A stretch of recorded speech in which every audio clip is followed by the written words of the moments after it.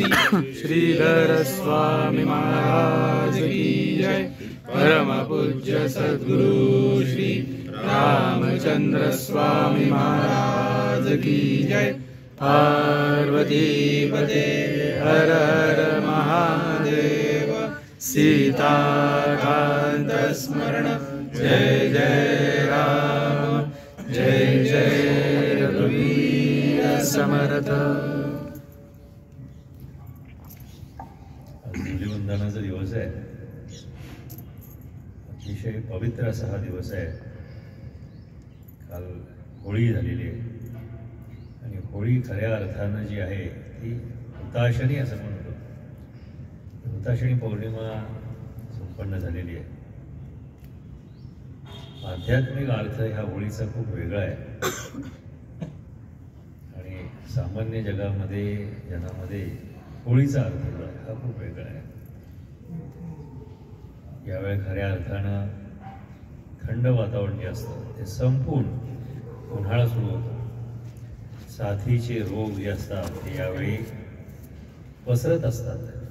हा त्यांच्यासाठी या रोगांसाठी वाढण्याचा उत्तम कालावधी असतो आणि म्हणून यावेळेला जर ऊर्जा निर्मिती झाली तर त्या ऊर्जा निर्मितीमध्ये हे साथीचे रोग जे आहेत ते काय करतात, जळून खाक होतात। हा सामान्य जनांचा अर्थ आहे।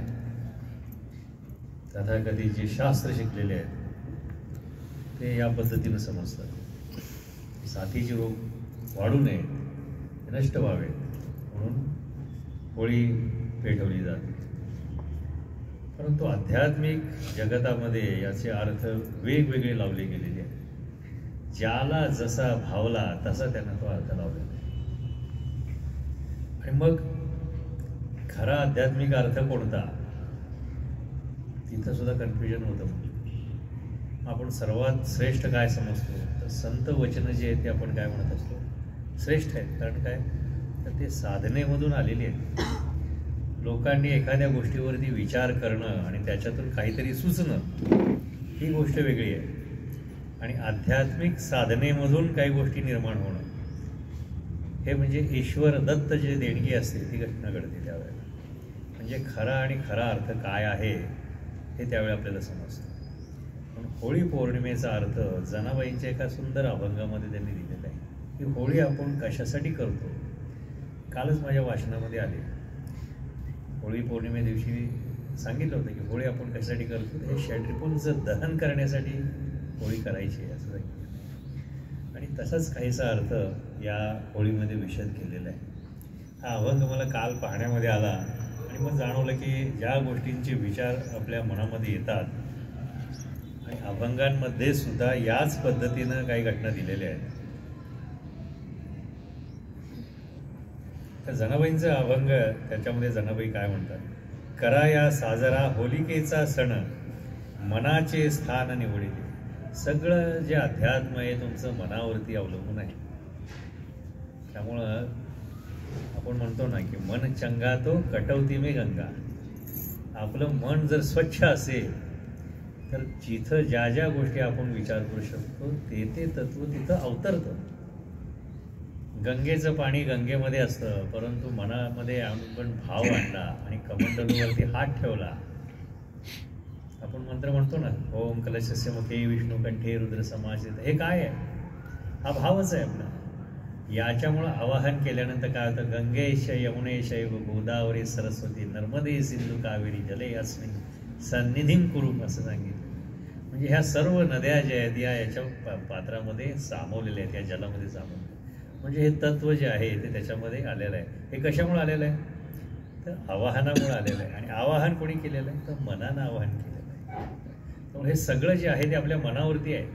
संपूर्ण अध्यात्म हे आपलं शरीरशास्त्र, शरीर आणि मन या दोन्हीचा सुयोग्य संगम आहे आणि त्याच्यामुळे हे अध्यात्म घडतं। आपल्याला परमेश्वराची भेट सुद्धा या मनाला प्रसन्न केल्यानंतरच घडते।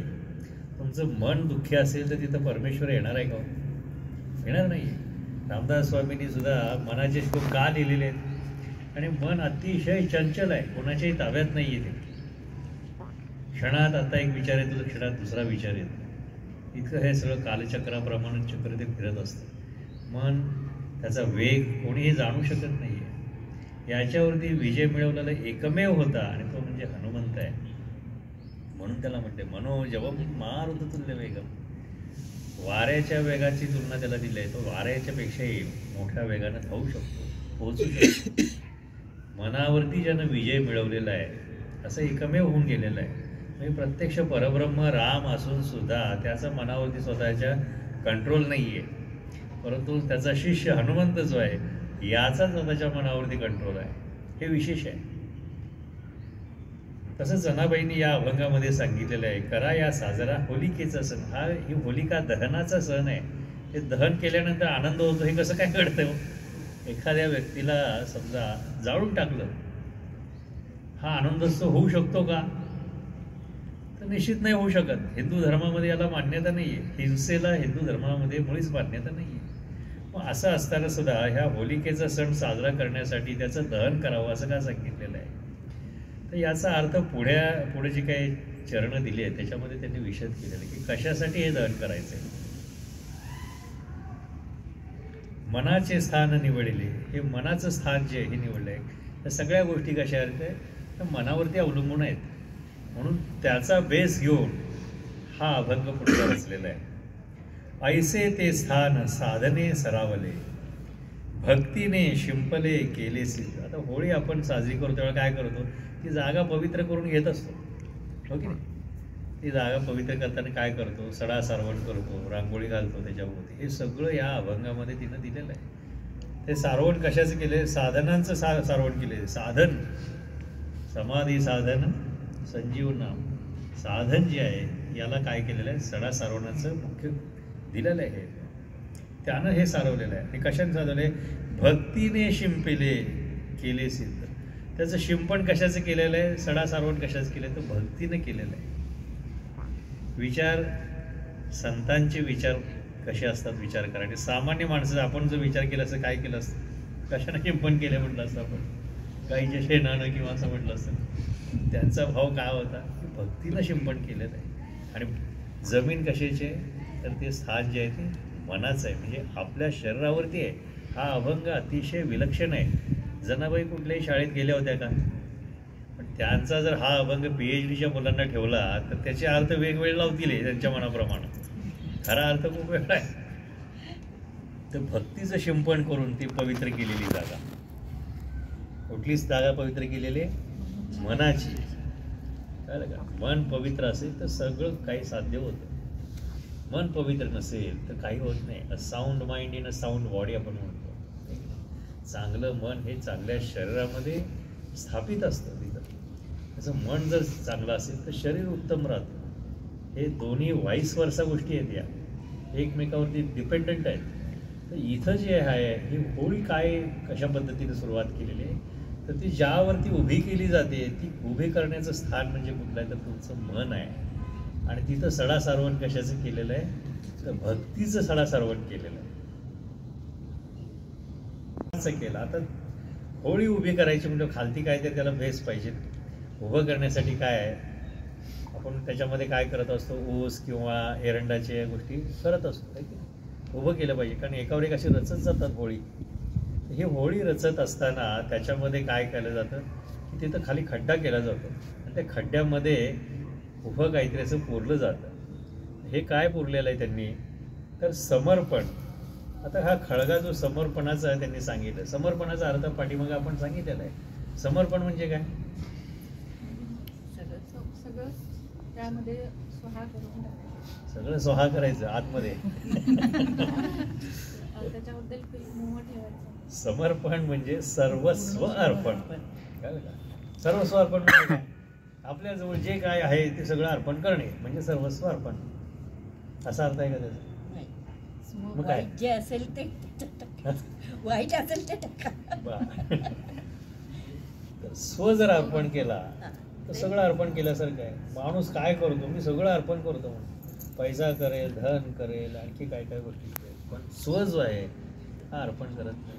आणि जी सर्वोच्च शक्ती आहे ज्याला आपण परमात्म तत्व म्हणतो त्याचा अधिकार सर्वांवरती जातो. तो सर्व शक्तिमान आहे. एखादा सर्व शक्तिमान असेल त्याच्या पुढं कुठलाही पैलवान टिकणार आहे का? पण त्याच्या जर आश्रयाला आपण गेलो तर आपलं संरक्षण निश्चित होणार आहे. कारण जो सर्व शक्तिमान आहे त्याच्या आश्रयाला गेलं तर आपलं जीवनमान काय होणार आहे? सुखी होणार आहे आणि सेफ राहणार आहे. तसं स्व जर आपण त्याला अर्पण केलं, त्या परमात्म्याला स्व अर्पण केलं म्हणजे काय? अहंकार, स्वतःचा अहंकार जो आहे, मीपणा जो आहे, हा जर अर्पण आपण केला तर त्याला त्याची संपूर्ण कृपा प्राप्त होते. आणि एकदा स्वामी कृपा प्राप्त झाली की त्याला कशाची कमी पडत नाही.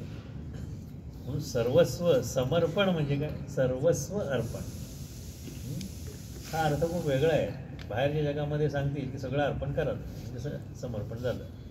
समर्पण म्हणजे साष्टांग लोटांगण सांगतील तुम्हाला, काही अर्थ सांग. पण या लोटांगणाला काय अर्थ आहे सांगा बरं? आत्ता समोर लोटांगण घालतील, बाहेर जाऊन पाठीमागे काय त्यांना गुरुजींना अक्कल नाही आहे. घडतं नाही काय शिकवतात म्हणे आम्हाला? नुसते समोर दिसलं की तेवढा पुरतं लोटांगण घालायचं आणि पाठीमागचा भाव जर वेगळा असेल तर ते खऱ्या अर्थानं अर्पण होतं का? नाही. नुसतं साष्टांग नमस्कार घालणं म्हणजे समर्पण नव्हे. समर्पण म्हणजे तुमचा स्व जो आहे तो अर्पण तिथं करणं म्हणजे समर्पण, म्हणजे तुमची सगळी काळजी घेतली जाते. तर या अभंगामध्ये त्यांनी सांगितले हा जो खळगा केलेला आहे तो कशाचा केलेला आहे? समर्पणाचं केलं. सर्वस्व अर्पण त्या ठिकाणी केलेलं आहे. स्वतःचा अहंकार जो आहे तो तिथं काय केलेलं त्या खळग्यामध्ये घातलेला आहे. त्यात उभा ठेला अहंकार एरंड. एरंड कसा असतो? तो जळला तरी त्याच्यातून काय धूरच नुसता निघत असतो. आपण म्हणतो एरंडाचं गुऱ्हाळ, कितीही तुम्ही चोथा नुसता निघत राहतो पण त्याच्यातून काय निष्पन्न होतं का? नाही आहे. तसा आपला मनाचा जो अहंकार आहे, हा अहंकाराने काय होत असतं? आपलंच नुकसान होत असतं. तर हा जो अहंकार आहे त्याला उपमा कशाची दिली? एरंडाची दिलेली. तो पहिल्यांदा जळला पाहिजे. जोपर्यंत अहंकार जळत नाही तोपर्यंत परमात्मा तत्व जे आहे ते तुमच्याजवळ येणार नाही. म्हणून काय केले? त्या खळग्यामध्ये समर्पणाचा खळगा केलाय, म्हणजे सगळं अर्पण केलेलं आहे त्या ठिकाणी. आणि त्याच्यावरती काय केलं? शेवटचा परमोच्च काय असतो त्याला आपण काय म्हणतो की मधु आणि कैठव असे दोन राक्षसांची मी तुम्हाला कथापूर्वी सांगितलेली आहे. त्यातला कैठव जो आहे तो कोण आहे? अहंकार आहे, दंभ आहे. कळलं का? हा काय शेवटच्या क्षणापर्यंत पाठ सोडत नाही तो. आणि तो सोडण्यासाठी म्हणून काय केले? त्याला एरंडाची उपमा दिली. त्याला जाळलं पाहिजे. ही होलिका दहन म्हणजे काय आहे? हे खऱ्या अर्थानं दहन कशाचं आहे? तर त्या एरंडाचं दहन आहे. म्हणजे कोणाचं आहे? अहंकाराचं दहन आहे. आपल्याला अहंकार जर निघून गेला तर सगळे षड्रिपू बाकीचे ऑटोमॅटिकली निघून जातात. अहंकार कसा आहे? त्यांचा बॉस आहे तो. कळलं का? आपल्याकडे जसे बॉस असतात तसे आपल्या बॉसला किती अहंकार असतो विचार करत आहे की? त्याला जर तू म्हटला उद्या जाऊन की तू एरंड आहेस तर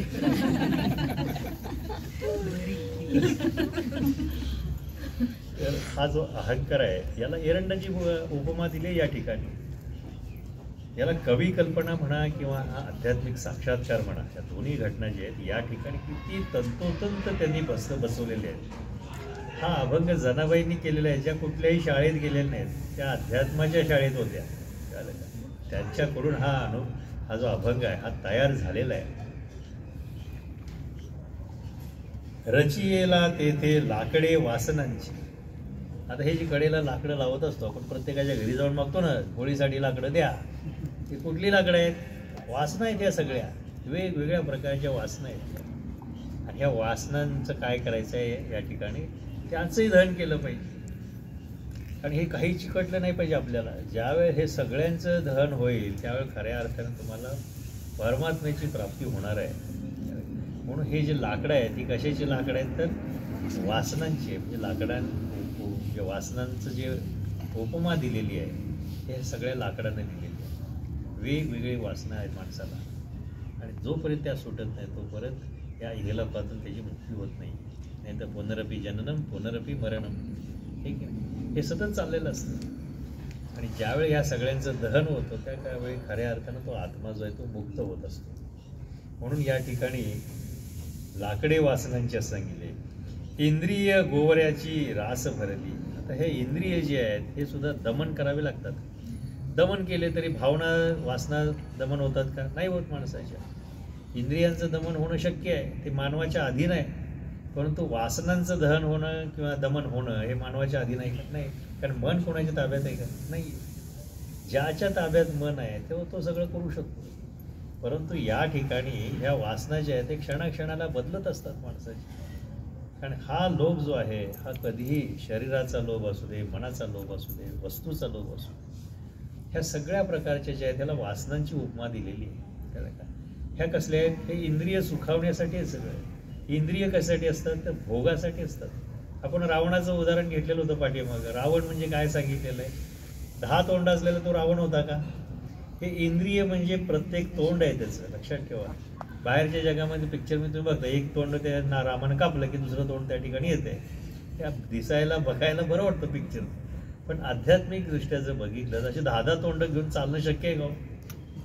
लोक विनोद करतात त्याच्यावरती बरेच. पण खऱ्या अर्थानं मुख म्हणजे काय आहे?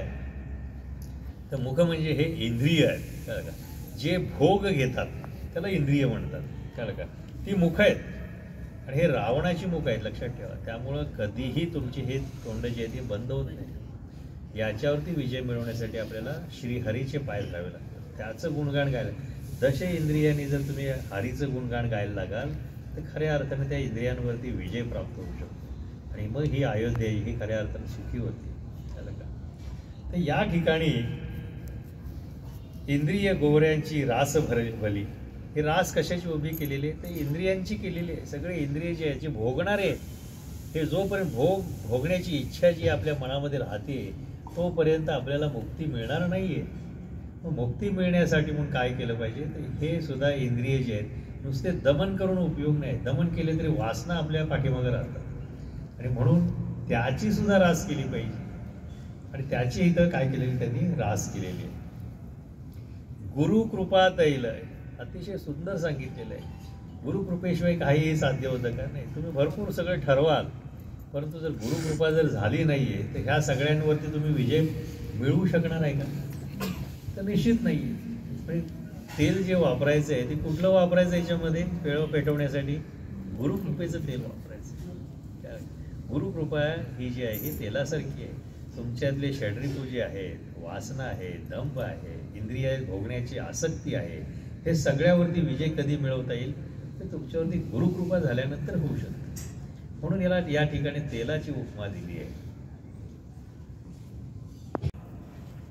तूप कशाचं वापरलेलं आहे यांनी? रामनामाचं वापरलं. आहुती आहे ना, हा यज्ञ आहे. शेवटी सगळं भस्म करायचं आहे म्हणजे हा यज्ञ आहे. यज्ञामध्ये काय केलं जातं? भस्म होण्यासाठी घृत म्हणजे तूप वापरलं जातं. हे घृत कुठलं वापरायचं आहे? रामनामाचं वापरायचं. आणि एका नामानं काय होतं? सर्व पाप जळून खाक होत असेल. हरी एक हरी उच्चारणे अनंत पापाच्या राशी जळून जात असेल. एक जर हरीचं नाव घेतलं तर अनंत पापाची राशी जर जात असतील तर ते कायमचं जर घ्यायला लागलो आपण, सतत घ्यायला लागलो तर आपल्याकडे पाप राहणार आहेत का? म्हणजे याच्यावरती विजय मिळवण्यासाठी, हे इंद्रिय दमन करण्यासाठी किंवा जाळण्यासाठी, अहंकार आहे, वासना आहेत, हे सगळं जाळण्यासाठी ही जी रास आहे होळीची तयार केलेली, त्याचं दहन करण्यासाठी घृत कुठलं वापरायचं? तर रामनामाचं. म्हणजे काय? तुम्हाला जो बीज मंत्र दिलेला आहे त्या बीज मंत्र म्हणजेच रामनामाचं जप आहे. ठीक आहे? कारण तो परमात्म्याला प्राप्ती करून घेणार आहे. त्यामुळं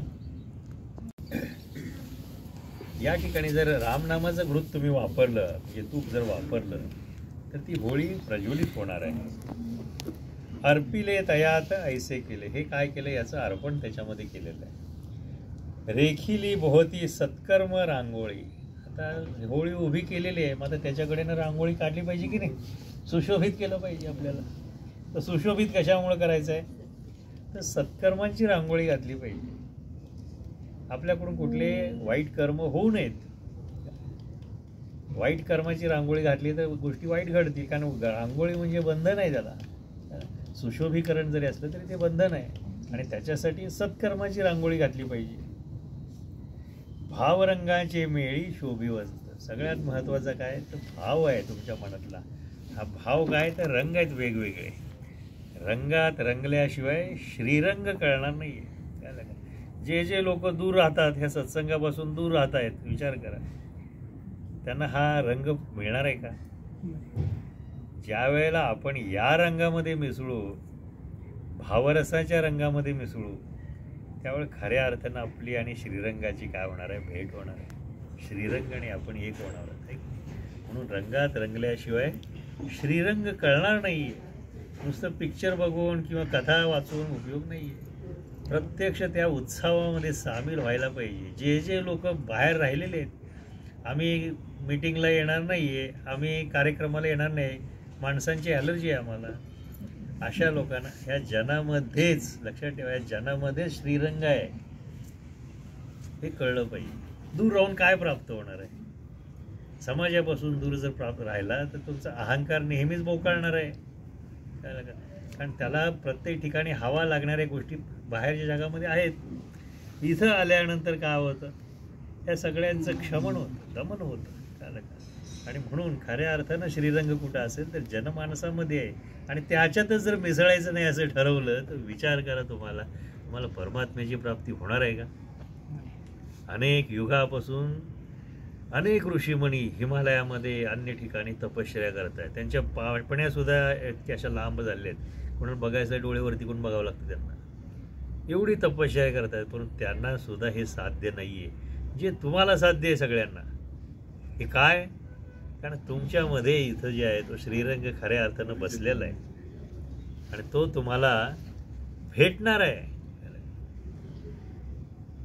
बिळामध्ये जाऊन तपश्चर्या करणं, गुहेत जाऊन तपश्चर्या करणं काहीही प्राप्त होत नाही. लक्षात ठेवा, माणसांमध्ये मिसळलं पाहिजे. माणसांमध्ये ज्यावेळेस मिसळाल त्यावेळेस तुमचा अहंकार जो आहे तो नष्ट होतो, तुम्हाला लीनता प्राप्त होते. तुम्ही जर एकटे राहाल आणि एकट्या आम्हाला दीक्षा झाली, आता काय आम्ही जायची गरज नाही आहे, आम्ही साधना करू, ते ऐकायला सुद्धा तो यायला पाहिजे ना. तिथे तेवढी तीव्रता पाहिजे. आहे का तेवढी तीव्रता? ते घडण्यासाठी म्हणून याच्यात आलं पाहिजे. कळलं का? त्यामुळे हा सत्संग म्हणजे ईश्वराचा संघ आहे हा, लक्षात ठेवा.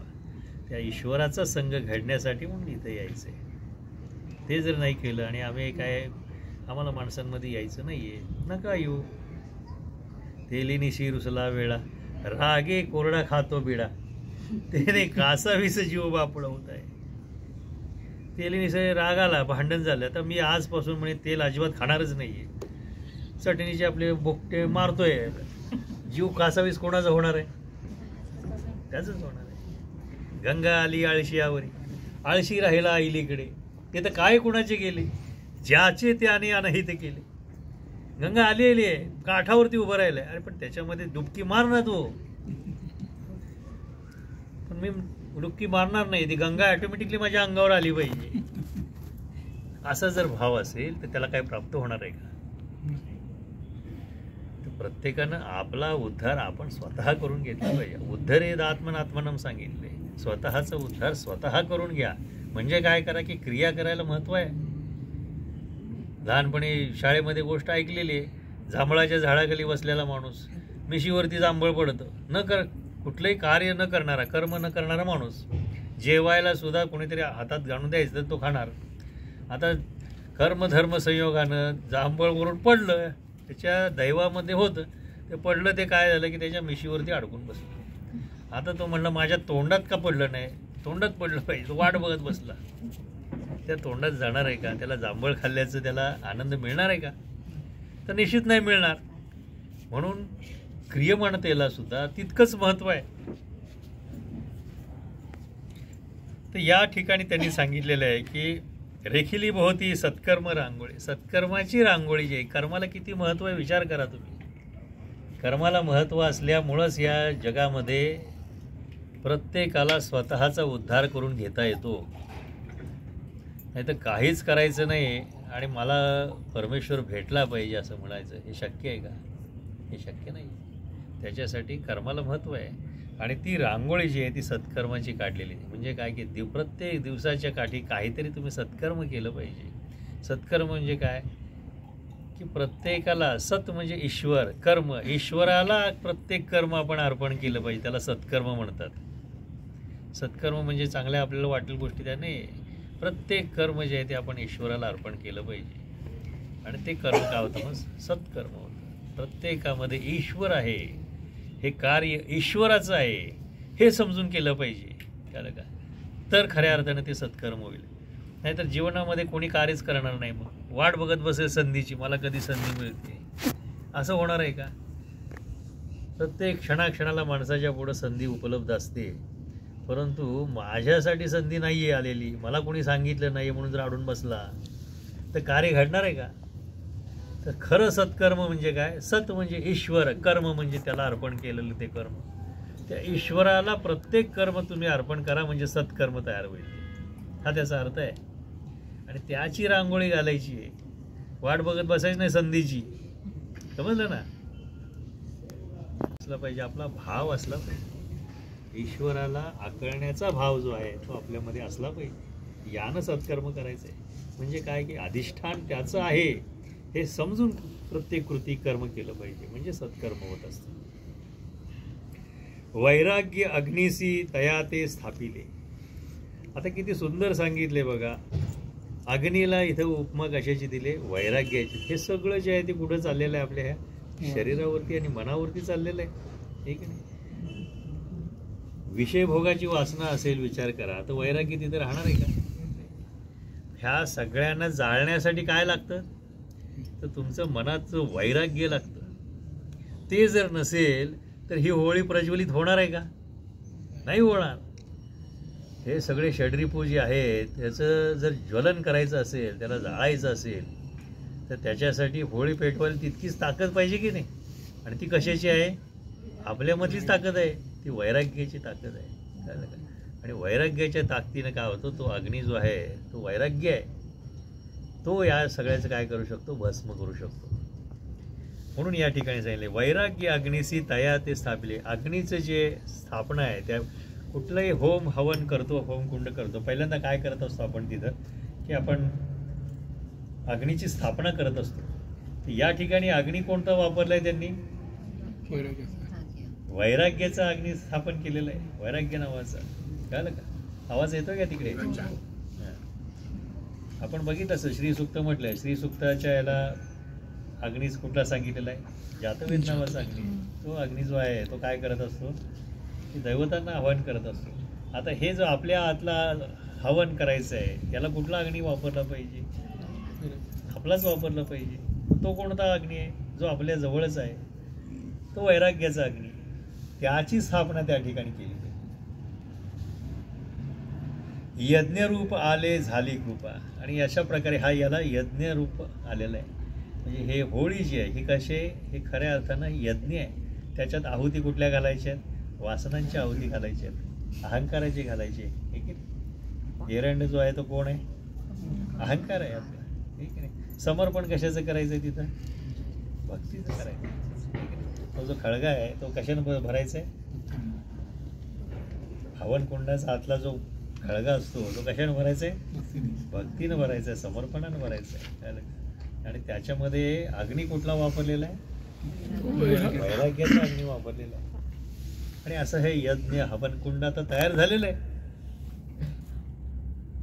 दिधली तया ते विषय पक्वांना होती. आता विचार करा, होम प्रज्वलित झालेलं आहे. आता तर होमामध्ये त्याला नैवेद्य अर्पण करायचा असतो, आहे की नाही? होमामध्ये आपण नैवेद्य अर्पण करतो ना अग्नीला. तो नैवेद्य कुठला करायचा आहे? विषयांचा आहे. हे विषय सगळे पक्वान नाहीत, आपल्या आवडीचे आहेत ना ते, आहे की नाही? जे आपल्या आवडीचे आहे ते पक्वान नाहीत सगळे. हे सगळे विषय जे आहेत हे असे एका ताटामध्ये भरून त्याचा नैवेद्य त्याला दाखवायचा आहे, तो आहूत करायचा आहे. कळलं का? म्हणजे काय होईल? आणिक पूर्णाहुती षड्रिपू श्रीफळ. पूर्णाहुतीच्या वेळा आपण काय करत असतो? तर श्रीफळ अर्पण करत असतो. आता हे श्रीफळ कुठलं आहे? षड्रिपूनी युक्त असणारं श्रीफळ आहे. कळलं का? म्हणजे जे काय आहुती करायचं पाठीमागं काहीही शिल्लक ठेवायचं नाही आपल्याला. हे षड्रिपूनी युक्त असं आपलं जे मन आहे हे काय करायचं? हे सगळे एकत्र करून त्याचं श्रीफळ आहे हे काय करायचं आहे? तिथं त्याची पूर्णाहुती द्यायची आहे. झाले सर्व हुत वैराग्य अग्नीत. हुत म्हणजे काय? हुत म्हणजे राख होणं त्याची. हे सगळ्याची राख झाली. कुठं झाली? ह्या वैराग्याच्या अग्नीमध्ये झालेली राख. कळलं का? जाणावया तेथ नुरले काही. आता काही जाणायचं जे आहे ते शिल्लक राहिलेलं नाही तिथं, कारण सगळं जळून खाक झालेलं आहे. म्हणजे पाटी कशी आता कोरडी झालेली आहे तुमची, बरोबर आहे की. जे काय होतं जवळ वगैरे लांब होतं सगळं होतं, मनाला चिकटलेलं होतं, हे सगळ्याची काय झाली तिथं आहुती झाली आणि त्याचं हुत झालं, म्हणजे राख रांगोळी झाली त्याची. आता काहीही शिल्लक राहिलेलं नाही आहे. वाळ्या म्हणे जनी व्हावी ऐसी होळी, जेणे मुक्तीची दिवाळी अखंडित. अशा पद्धतीनं होळी व्हावी अशी जनाबाई म्हणते. काय होते, अशी जर होळी झाली तर त्यानं मुक्तीची दिवाळी आपण काय करतो, साध्य करतो. म्हणजे काय, सगळीकडं प्रकाश जो आहे तो साध्य, निर्लेप होऊन आपण काय करतो, इथून निर्गमन होतं. आणि ते कुठं होतं तर त्या परमात्मा तत्वामध्ये आपण विलीन होत असतो. अतिशय सुंदर आध्यात्मिक असा आनंद आहे हा जनाबाईंनी घेतलेला आहे. आणि जो घेतला अनुभव तोच आपण देऊ शकतो किंवा सांगू शकतो. ह्या जनाबाईंनी स्वतःचा अनुभव जो आहे हा अभंगामधून या ठिकाणी दिला आहे. आणि ही जी दिवाळी ही अखंडित सांगितली. म्हणजे काय की इथं सच्चिद आनंद प्राप्त झाला. एकदा हा आनंद प्राप्त झाला की दुसऱ्या कशाची गरज लागत नाही. तो कायमचाच आनंद राहतो. तो अवीट आहे. त्याची गोडी जी आहे ती अवीट गोडी आहे. कायमस्वरूपीची गोडी त्याची आपल्या ओठावरती राहते. अशी गोडी कुठली असेल तर ह्या आनंदाची आहे. ही दिवाळी जी आहे ही आनंदाची दिवाळी तिच्या अर्थानं साजरी झाली. ही होळी खऱ्या अर्थानं उत्सव जो आहे हा आध्यात्मिक, म्हणजे स्वतःची आध्यात्मिक उन्नती करून घेऊन आपले सगळे षड्रिपू जे आहे त्याचं परिमार्जन करून, दहन करून, अहंकार आहे तो बोळवून ह्या सगळ्याची आपण काय करतो, होळी करतो. आणि ती होळी केल्यानंतर आपल्याला ते सच्चित आनंद असं परमात्म तत्व जे आहे ते आपल्याला प्राप्त होत असतं. असा हा होळीचा या अर्थ आहे.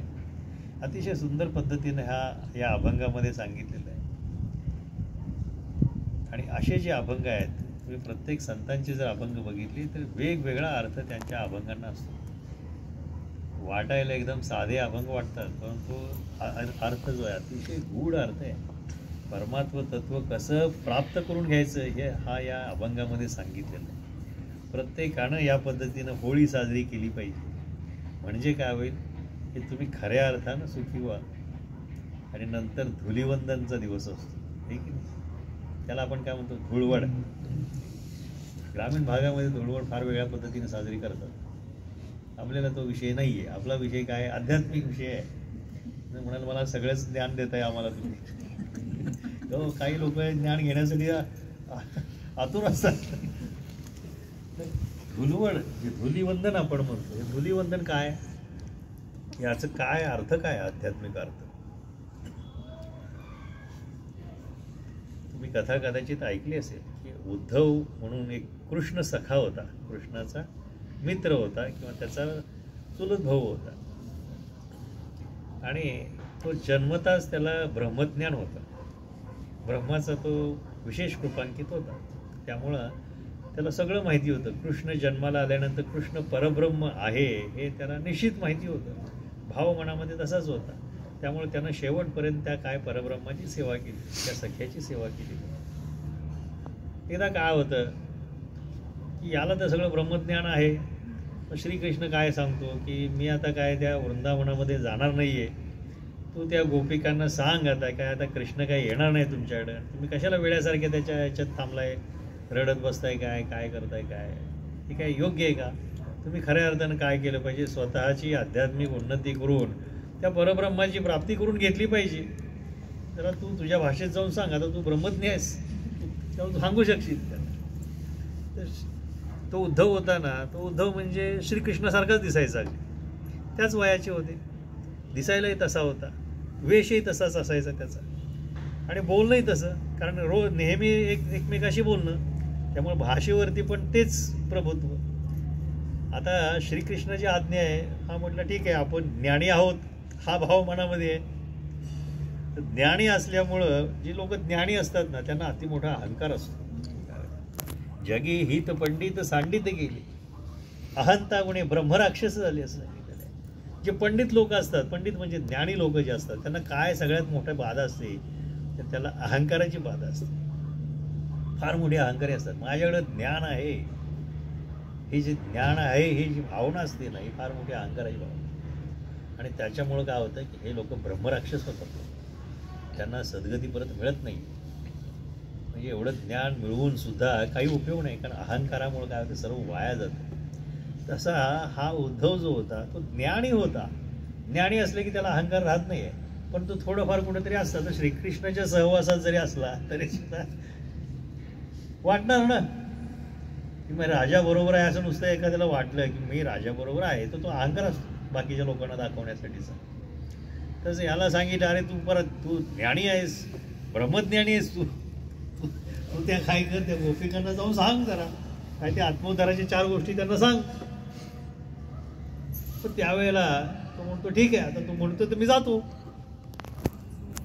गेला तिकडे गोपिकांच्याकडे. आता त्या गोपिका त्या श्रीकृष्णाच्या विरहामध्ये असतात, प्रत्येक क्षणाक्षणाला त्याला आळवत असतात, आणि त्यांचे चेहरे हे असे डोळ्यातून पाण्याच्या धारा असं सगळं बघितल्यानंतर तो काय करतो, आता हा तिथं उतरतो. त्यांना वाटतं की हा कृष्णच आलेला आहे, पण हा उद्धव असतो. नंतर त्यांची निराशा होते. तो त्यांना सांगायला लागतो की अरे तुम्ही कशासाठी एवढं सगळं करताय. शेवटी काय असतं की आपल्याला परब्रह्माची प्राप्ती करून घेतली पाहिजे, आणि ते असं वेड्यासारखं रडून मिळणार आहे का तुम्हाला? नाही मिळणार. तुम्ही काय केलं पाहिजे की तुम्ही ब्रह्मज्ञानी व्हायला पाहिजे, स्वतःला जाणून घेतलं पाहिजे तुम्ही. आणि तुम्ही स्वतःला जाणून घेतल्यानंतर परब्रह्माची तुमची भेट होऊ शकते. सगळ्या गोष्टी ज्या आहेत त्या ज्ञानानं प्राप्त होतात. आणि परमेश्वराला पाहायचं असेल तर त्याला ज्ञान पाहिजे.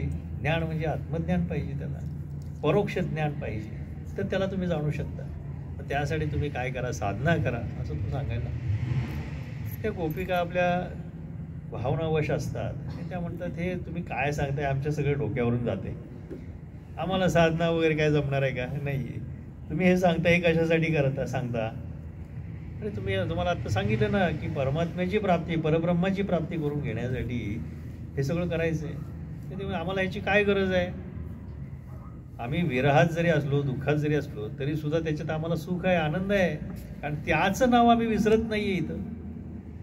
काय का तो क्षणाक्षणाला आम्हाला समोर दिसतोय आमच्या, आणि तो दिसतोय म्हणून तर आमच्या डोळ्यातून पाण्याच्या धारा आहेत. या आनंदात असो, दुःखामध्ये असो, प्रत्येक क्षणाला तो कृष्ण येतो आमच्याकडे, आमच्याबरोबर बोलतो, आमचे अश्रू पुसतो. हे सगळं घडतंय म्हणजे तो परब्रह्म आहे, तो आम्हाला प्राप्त आहे, तर आम्हाला आणखी काय करायची गरज आहे? हे ज्यावेळी त्याला कळतं त्यावेळेस जाणतो ही भक्ती अशी घटना आहे. हे फार उच्च कोटीची आध्यात्मिक शक्ती आहे. भक्ती आणि शक्ती काही वेगळ्या नाही आहेत, भक्तीनंच शक्ती प्राप्त होते. विरहामध्ये सुद्धा त्या गोपिका आनंदी होत्या. तुम्ही सगळं कशासाठी करता? आनंद मिळवण्यासाठी करत असते की नाही? विरह म्हणजे दुःख आहे, सतत डोळ्यातून पाण्याच्या धारा आहेत. श्रीकृष्ण येत नाही म्हणून त्याच्या विरहामध्ये तुम्ही काय करताय? रडताय. परंतु त्याचं नाव आठवून तुम्ही रडताय, हा एक वेगळा आनंद आहे. आणि तो आनंद जो आहे त्या गोपिका क्षणोक्षणी घेता येत. पण तुम्ही सांगा की तुम्ही हे परमात्मा जो काय आम्हाला काही कळत नाही म्हणे, आमच्यासाठी परमात्मा कोण आहे? कृष्ण आहे. आणि तो आम्हाला ह्याच्यातून आम्हाला मिळतोय. ह्या विरहात सुद्धा आम्हाला जो आनंद मिळतोय की माझा कृष्ण मला येऊन भेटतोय या ठिकाणी, तो येत नाही म्हणून आम्ही रडतोय किंवा काय होतंय, पण त्याच्या आनंदा, त्या रडण्यामध्ये सुद्धा आम्हाला आनंद आहे, कारण त्याच्यासाठी हे अश्रू जात आहेत. हे सगळं कशासाठी करायचं? तर परमात्म्याची प्राप्ती करून घेण्यासाठी, त्याला वाटावं, त्याला कळावं म्हणून हे सगळं चाललेलं आहे. आणि मग जर हे असं असेल तर ही केवढी मोठी भक्ती हे त्याला कळालं उद्धवाला. आणि उद्धवाने काय केलं? त्यांना साष्टांग नमस्कार घातला. एवढंच नाही तर त्या ज्या ठिकाणी चालत जायच्या त्या मातीला खालती कृष्ण कृष्ण कृष्ण कृष्ण असा आवाज यायचा. ही केवढी मोठी भक्ती आहे. आणि म्हणून त्या क्षणापासून ज्यावेळी त्या उद्धवाला कळालं की या गोपींच्या शरीरामध्ये संपूर्ण कृष्ण वसलेला आहे तिथं, त्यांच्या वचनामधून, त्यांच्या बोलण्यामधून कृष्ण बाहेर पडतोय, त्या ज्या वातावरणात राहतात, वावरतात, त्या ठिकाणी सगळं वातावरण कृष्णमय झालेलं आहे. याच्यापेक्षा मोठी काय भक्ती असू शकते? म्हणून तो काय करतो? त्यांच्या पायाची जी धूळ असते ती धूळ घेतो आणि आपल्या मस्तकी भाळी लावतो. आणि त्या दिवसापासून गोपी चंदन असं तयार झालेलं आहे. ती जी धूळ आहे, ती धूळ म्हणजे पायाची धूळ, प्रत्येकानं आपल्या मस्तकी लावावी, म्हणजे तो भाव जो आहे तो भाव त्याच्यात उतरेल. म्हणून हे गोपीचंदन लावलं. धुलीवंदन त्यासाठी साजरं करायचं आहे. रंगात रंगल्याशिवाय श्रीरंग कळणार नाही. हे धूळ जे आहे त्या धुळीचे रंग वेगवेगळे आहेत. भक्तीचे रंग वेगवेगळे असतात. ह्या रंगामध्ये आपण रंगल्याशिवाय आपल्याला तो श्रीरंग कळणार आहे का? म्हणून कितीही दूर तुम्ही राहिलात आणि तिथं बिळामध्ये जाऊन तपश्चर्या करत बसला तर हे सुख जे मिळणार आहे का तुम्हाला? आज चालतं बोलतं परब्रह्म तुमच्याबरोबर येते, काय कमी गोष्ट आहे का? ह्या जर गोष्टी कळाल्या नाही तर आपण नुसतं साधक म्हणून आहे. आम्ही दीक्षा घेतलेली, आपण काय करतो? परमेश्वराचा सख्य भाव याच्यासाठी आपण करतो का काही? आपण या सगळ्यापासून सत्संगापासून दूर राहतो आणि सत्संगापासून दूर राहिल्यानंतर तो ईश्वर तुम्हाला मिळणार नाही. जप करताना सुद्धा मी जप करतो, मी तासभर जप करतो, मी अर्धा तास जप करतो. अरे मी किती वेळ मी हे कुठेतरी थांबलं पाहिजे. आणि त्यामुळं या सगळ्या गोष्टींमुळं काय होतं की माणसाला जे प्राप्त करून घ्यायचं ते प्राप्त होत नाही. आणि भक्ती जी आहे ही भक्ती तुम्हाला सर्वस्व प्राप्त करून देत असते. या भक्तीमुळं परब्रह्माची तर प्राप्ती होतेच, कारण भावे वेन देव न कळे निसंदेह असं सांगितलेलं आहे. तुम्ही नुसती तपश्चर्या कराल पण तपश्चर्यानं तुम्हाला ह्या गोष्टी साध्य होणार नाहीत. आणि साध्य जरी झाले त्याचा आनंद मिळणार नाही. तुम्ही विचार करा, वारकरी तर पंढरपूरला वारी जातात, हे की प्रत्येकजण पायी चालत जात असतं. अगदी लहान मुलापासून वृद्ध 100-110 वर्षाची लोकंसुद्धा त्या वारीमधून चालत जात असतात. किती टनाटन उड्या मारत असतात, हे की नाही, अभंग गात असतात. तो जो आनंद आहे तो तुम्हाला बिळामध्ये बसून मिळणार आहे का? नाही मिळणार. त्यांना सुद्धा उघड्या डोळ्यांनी समाधी लागते त्यांची, हे की नाही. तुम्हाला समाधी लावावी लागते. इकडं योगाच्या मार्गाने समाधी लावताना तुम्हाला खूप अडचणी येतात, पण सहज समाधी लावणं ही त्याच्या हातात असतं. म्हणून त्यासाठी भक्ती हे सगळ्यात मोठं शस्त्र आहे, लक्षात ठेवा. आणि भक्ती म्हणजेच प्रेम आहे, लक्षात ठेवा. आपल्या गुरुप्रती, आपल्या आराध्याप्रती जे प्रेम आहे तेच भक्ती आहे. आणि याच्यातून खरा जो मार्ग पुढे जातो तो आत्मज्ञानाचा मार्ग आहे, लक्षात ठेवा. प्रत्येक वेळेला आता ज्यावेळी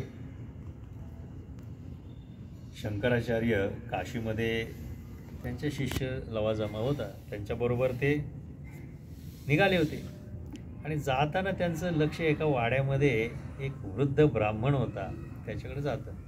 तो काय करत असतो? ते व्याकरणाच्या नियमावली जे आहे ते पाठ करत असतो. त्या बघितल्यानंतर त्यांना वाईट वाटतं. त्यावेळी त्यांच्या मुखातून एक काव्य निघालं आहे, त्याला भज गोविंदम भज गोविंदम भज गोविंदम गोविंदम भज मूढमती असं सांगितलेलं आहे. त्या गोविंदाचं आता भजन करायची वेळ आलेली आहे तुझी, त्याचं नाव घे. किम पठती व्याकरणात रूपाने, व्याकरण रूप आता पाठ करायची वेळ आलेली आहे का? ती राहिलेलं आहे का वय? ते आता वरती जायची वेळ आलेली आहे. घटी गेली पळी गेली तास वाजे झाणाना, आयुष्याचा काळ जातो रामकार्य म्हणा. आता राम राम म्हणायची तुझी वेळ आहे, गोविंद गोविंद म्हणायची वेळ आहे, आणि तू काय करतोयस? तर ती व्याकरणाची रूपं पाठ करतोय. ती तुझ्याबरोबर येणार आहेत का वरती? शंकराचार्यांनी हे बघितल्यानंतर त्यांना वाईट वाटलं की लोकांना आपला आत्मोद्धार कसा करून घ्यावा शेवटच्या क्षणापर्यंत कळत नाही. हे ज्ञानी पंडित लोक असतात. हे ज्ञानी पंडित लोकांच्यामध्ये हा मोठा दुर्गुण असतो की ते शेवटपर्यंत काय करतात, मी ज्ञानी हे दाखवण्यासाठी शास्त्रांची सगळ्यांची बोळवण करतील, शास्त्रातल्या सगळ्या गोष्टी वाचत राहतील, पाठांतर मोठं असते. परंतु पाठांतरामध्ये भक्तीचा लवलेशही नसतो. त्याच्यामुळं परमात्म तत्व जे आहे त्यांच्यापर्यंत कधी पोचत असतं. मग आत्मज्ञान असं होणार आहे का? आत्मज्ञान होण्यासाठी काय केलं पाहिजे?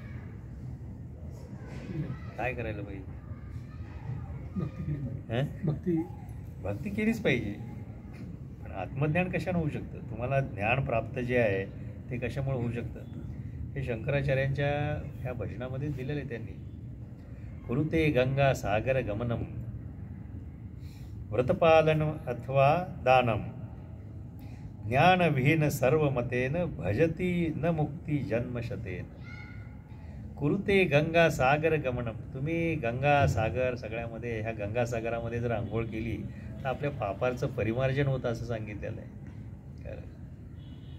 तर त्याच्यामध्ये जरी तुम्ही जाऊन डुबक्या मारल्या, कळलं का, गंगासागरामध्ये काय की आपलं सगळं पाप धुवून जावं, मग पुण्य राहिलं शिल्लक की आपलं परमोच्च मोक्ष मिळेल असं वाटतं माणसाला. तुम्ही त्याच्यामध्ये जरी जाऊन डुबक्या मारल्या किंवा काय केलं, व्रतपालनम अथवा दानम, व्रत वैकल्य सगळं केलं तुम्ही, दान धर्म केलं की ज्याच्यामुळे पुण्यार्थ वाढतो, ते सगळं तुम्ही केलं. ज्ञानविहीन सर्वमते, ज्ञानाशिवाय, हे सर्वमत आहे लक्षात ठेवा, ज्ञानाशिवाय काय आहे, भजती न मुक्ती जन्मशत. तुम्ही अनेक 100 जन्म जरी घेतले तरी सुद्धा तुम्हाला मुक्ती मिळणार नाही आहे. तर मुक्ती मिळण्यासाठी काय असलं पाहिजे, तर तुम्हाला ज्ञानप्राप्ती झाली पाहिजे. आणि ती ज्ञानप्राप्ती कशी होऊ शकते, तर तुम्ही त्याची साधना केल्यानंतर करू शकते. म्हणून आत्ताचा जो अभंग तुमचा जनाबाईंचा होता, हा कशाचा अभंग होता, हा मनावरती होता. मन करारे प्रसन्न अवघे सिद्धीचे साधन असं सांगितलेलं आहे. तसं शंकराचार्यांनी सुद्धा काय सांगितलेलं आहे की तुम्ही हे सगळं कराल, दान धर्म कराल, व्रतवैकल्य कराल, गंगासागरामध्ये जाऊन स्नान करा, सगळं करा, पण याच्यामुळं काय तुमचं फक्त पुण्यार्थ वाढत राहील, पण तुम्हाला मुक्ती मिळणार आहे का? मुक्ती मिळणार नाही. ते मुक्ती मिळण्यासाठी काय केलं पाहिजे, तर तुम्हाला ज्ञानप्राप्ती झाली पाहिजे. आणि ते आत्मज्ञान प्राप्ती करण्यासाठी काय केलं पाहिजे, भज गोविंदम भज गोविंदम, गोविंदम भज मूडमध्ये. आता मूडमध्ये आता वेळ संपलेली आहे, आता तरी जागा हो, जागृत हो, आणि आता काय कर, तू गोविंदाचं भजन कर, आणि तेच तुझ्यापर्यंत तुला शेवटपर्यंत घेऊन जाणार आहे. हा खऱ्या अर्थाने याचा अर्थ आहे. आजच्या या होळी पौर्णिमेच्या दिवशी, धुलीवंदनाच्या दिवशी तुम्हा सर्वांना संदेश आहे की प्रत्येकानं आपला आत्मोद्धार करून घेतला पाहिजे. आणि त्यासाठी आपल्याला जे काय नामबीज दिलेलं आहे, मंत्रबीज दिलेलं आहे, हे बीज जे आहे हे उच्चारत राहिलं पाहिजे, त्याची साधना केली पाहिजे. ज्या पद्धतीने सांगितलं त्या पद्धतीने साधना केली पाहिजे. होय तासन तास बसला आहे, पण काय करतो तेच त्यालाच माहिती नाही आहे, हे की काय उपयोग आहे का त्याचे? नुसतं माळा किती ओढतोय असं झालं, 1 महिने 2 3 4 5 पटपट पटपट पटपट, ते बडीजीच्या मंत्रासारखं झालेलं आहे. ते उपयोग आहे का त्याचा? आपण साधना कशी करायची हे शिकवलेलं आहे सगळ्यांना, त्या पद्धतीनं साधना आहे. आपल्याला क्वांटिटीला महत्त्व नाही आहे, क्वालिटीला महत्त्व आहे. लक्षात ठेवा, साधना कशी करायची हे तुम्हाला शिकवलेलं आहे, त्या पद्धतीनंच साधना करा. तासभर एक तुम्ही फक्त द्या, दिवसामधला 1 तास दिला, ज्या पद्धतीने तुम्हाला शिकवले त्याप्रमाणे साधना केली तर ते तत्त्व तुमच्या जवळच आहे. लवकरच तुम्हाला ते काय होईल, हाताशी येईल. आजच्या या धुलीवंदनाच्या दिवशी माझा तुम्हा सर्वांना हा संदेश आहे की रंगात रंगल्याशिवाय श्रीरंग कळणार नाही. तर या आध्यात्मिक रंगामध्ये सगळ्यांनी रंगून जा आणि खऱ्या अर्थानं धुलवड जी आहे, धुलीवंदन खऱ्या अर्थानं तुम्ही साजरे करा. धुलवड म्हणणं चुकीचं आहे, पण धुलीवंदन हा शब्द अतिशय योग्य. खऱ्या अर्थानं ती जी धूळ आहे त्या धुळीमध्ये आपणही मिसळलं पाहिजे आणि जीवनाचा उद्धार करून घेतला पाहिजे. हे दिशा. जय जय रघुवीर समर्थ.